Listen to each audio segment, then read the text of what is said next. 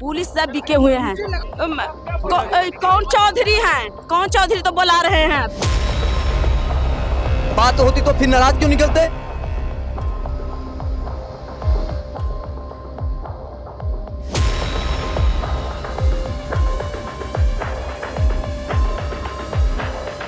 पटना की Shambhu girls hostel में NEET छात्रा की संदिग्ध मौत के मामले में आज पटना की सड़कों पर हाई वोल्टेज ड्रामा देखने को मिला। इंसाफ की गुहार लेकर पुलिस मुख्यालय पहुंचे परिजनों को जब डीजीपी कार्यालय से गृह मंत्री सम्राट चौधरी के पास भेज दिया गया तो मृतका की मां का धैर्य जवाब दे गया।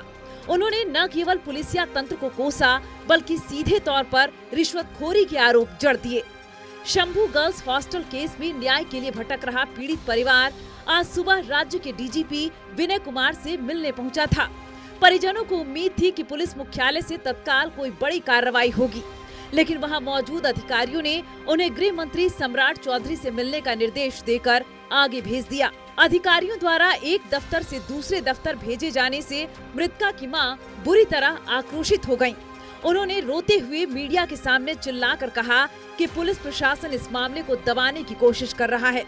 मां ने आरोप लगाया कि स्थानीय पुलिस ने आरोपियों से मोटी रकम ले ली है, जिसके कारण मुख्य गुनहगारों पर हाथ नहीं डाला जा रहा है।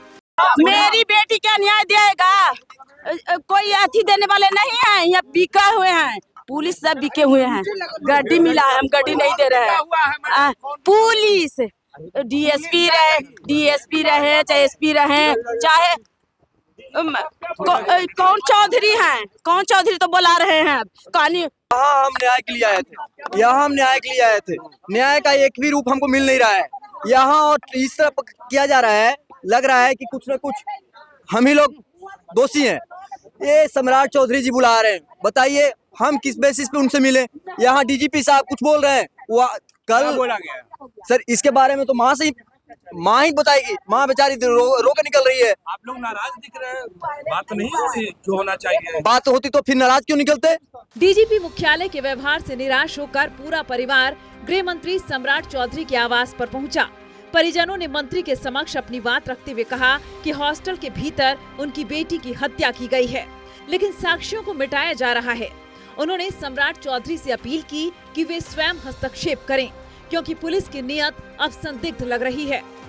परिजनों ने सम्राट चौधरी से मांग की है कि इस हाई प्रोफाइल मामले की जांच के लिए तत्काल एसआईटी का गठन किया जाए। उन्होंने आरोप लगाया कि हॉस्टल प्रबंधन के रसूख के कारण जांच को आत्महत्या का रूप देने की कोशिश की जा रही है।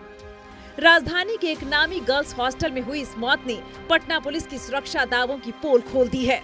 पीड़ित परिवार का सरेआम ये कहना कि पुलिस ने पैसे ले लिए हैं, महकमे की छवि पर गहरा दाग लगा रहा है।